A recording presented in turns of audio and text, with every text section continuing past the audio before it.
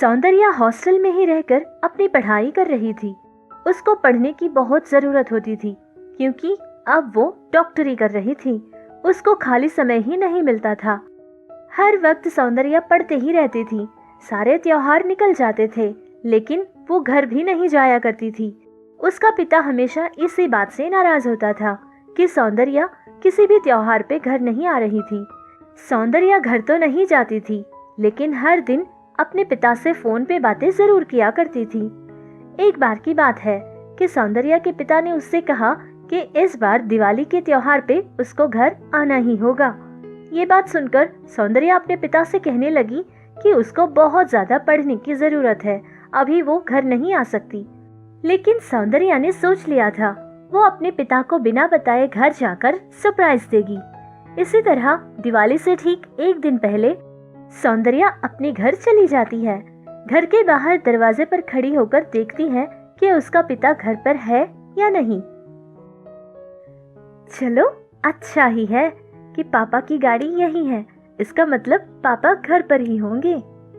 बहुत ही खुशी खुशी सौंदर्या घर के अंदर जाती है और कुर्सी पे बैठे हुए उसके पिता के दोनों कंधों पर हाथ रखती है और फिर उसका चेहरा देखती है। बेटी सौंदर्या को देखकर राजू की खुशी की कोई सीमा नहीं थी। वो बहुत ही खुश होकर कुर्सी से उठ खड़ा हो जाता है और अपनी बेटी को बहुत ही प्यार से गले लगा लेता है। इन दोनों बाप बेटी की बातें सुनकर पत्नी राजेश्वरी रसोई घर से और काव्या अपने रूम से बहुत ही घबराती हुई बाहर आती है।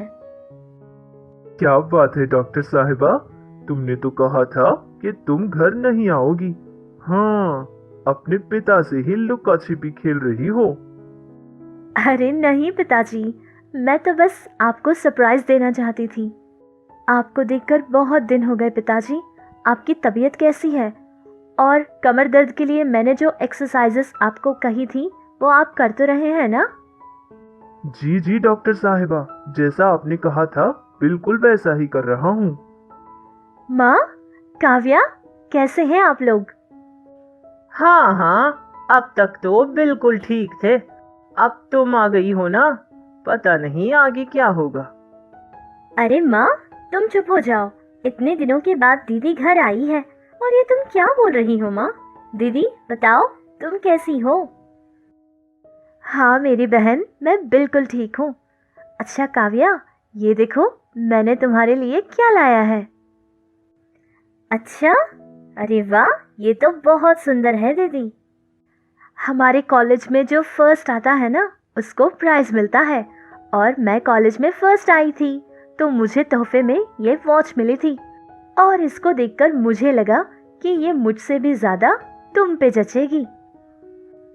अच्छा, अरे वाह, ये तो बहुत सुंदर है दीदी। माँ, ये देखो मैं तुम्हारे लिए साड़ी लाई हूँ। क्या तुमने मेरे लिए साड़ी खरीदी? हाँ माँ, ये मैंने अपने पैसों से ही खरीदी थी। अच्छा, मुझे तो लगा था कि कोई ना कोई करोड़पति तुम्हारे प्यार की जाल में फंस गया होगा और उसी से तुम ये सारे गिफ्ट्स खरीद कर लाई होगी। राजेश्वरी, अरे आप इतना गुस्सा क्यों हो रहे हो? मैंने क्या गलत कह दिया? अनजान शहर है और तो और ये हॉस्टल में रहकर पढ़ाई करती है। आप यहाँ घर बैठे मेरी बेटी करते रहते हो और हमें क्या पता उस शहर में आपकी बेटी क्या करती है और कैसे रहती है। तुम्हारी सोच कितनी गिरी हुई है राजेश्वरी। जब ये डॉक्टर बनकर लोगों की सेवा करेगी तब भी शायद तुम मेरी बेटी की बुराई ही करोगी। तुम और तुम्हारी सोच कभी नहीं बदलेंगी। हाँ हाँ, कह लो जो कुछ भी कहना है। मेरे माँ बाबूजी ने तो मना ही किया था कि पहले से ही शादीशुदा आदमी से शादी क्यों करना, लेकिन मैं ही थी, मेरी मति मारी गई थी, जो कि आपके लिए ही मैं तड़प रही थी।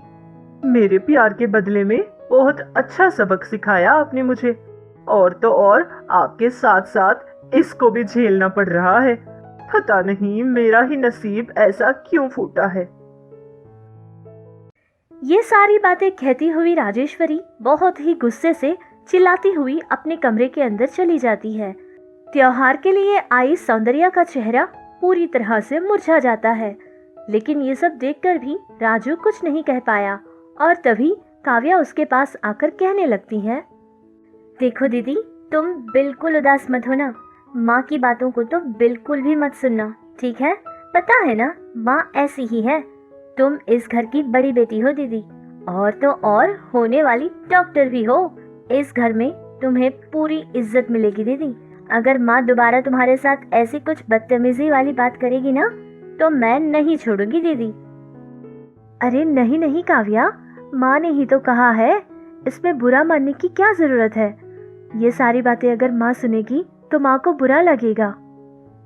इतना कुछ सुना दिया माँ ने तुम्हें, लेकिन अब भी सिर्फ माँ की परवाह कर रही हो दीदी।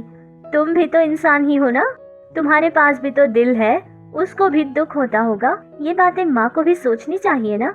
अच्छा रहने दो दीदी, ये सारी बातों को छोड़ो और चलो हम शॉपिंग पे चलते हैं। वैसे कल दिवाली है ना, और हमारा घर सबसे सुंदर लगना चाहिए दीदी। अपनी बेटी काव्या की सारी बातें कमरे में बैठी राजेश्वरी सुन रही थी। उसकी खुद की बेटी ही उसके बारे में ये सब कुछ कहना उससे बर्दाश्त नहीं हुआ था। लेकिन राजू सौंदर्या के लिए छोटी बहन का प्यार देखकर बहुत ज्यादा खुश हो गया था। उसकी चिंता तो दूर ही हो गई थी। बहुत खुशी खुशी अपनी दोनों बेटियों को लेकर शॉपिंग पे चला जाता है और उनके मनपसंद कपड़े भी उनको खरीद कर दे देता है। ये सब कुछ देखकर राजेश्वरी का गुस्सा और ज्यादा बढ़ जाता है, लेकिन वो कुछ कर भी तो नहीं सकती थी। फिर सुबह हो जाती है। सौंदर्या और काव्या दोनों मिलकर सारा घर दीपों से सजा देते हैं। हर तरफ दीप ही दीप जला देते हैं, जिससे उनका घर बहुत ही सुंदर लग रहा था। काव्या ने अपनी बड़ी बहन सौंदर्या के लिए उसकी मनपसंद मिठाई अपने हाथों से बनाई थी और उसके पास लाकर उसको खिलाती भी है। इन दोनों बहनों का प्यार देखकर राजू की आंखों से खुशी के आंसू बहने लगते हैं और दोनों बेटियों को ढेर सारा आशीर्वाद देने लगता है। त्योहार के दूसरे दिन सौंदर्या बहुत ही खुशी खुशी वापस अपनी हॉस्टल चली जाती है। राजेश्वरी काव्या से बहुत गुस्सा थी, जिससे पूरे 2 दिन तक उसने अपनी बेटी से एक बात भी नहीं की थी। और तभी सौंदर्या काव्या को फोन करती है। बहुत देर तक दोनों बहनें एक दूसरे से बातें करती है। ये सब देखकर राजेश्वरी का गुस्सा और दुख बहुत ज्यादा बढ़ जाता है। सब देख रही हूँ मैं कि कैसे तू उसका गीत गाए जा रही है। तेरे अंदर तो मेरी जान बसती थी। मैंने तुझे जन्म दिया था और आज तेरे लिए इस माँ से भी ज्यादा वो लड़की हो गई है। बहुत अच्छा सबक सिखाया तुम दोनों बाप बेटी ने मुझे। अरे माँ, ऐसा भी क्या हो गया है जो कि इतना चिल्ला रही हो तुम? ये सब कुछ चिल्ला चिल्ला कर, ये सब कुछ सुना सुना कर क्या हासिल किया तुमने? ना तो उस सौंदर्या को हॉस्टल जाने से रोक पाई और ना ही एग्जाम्स में फेल कर पाई, और तो और उसको MBBS की सीट आने से भी रोक नहीं पाए हम लोग।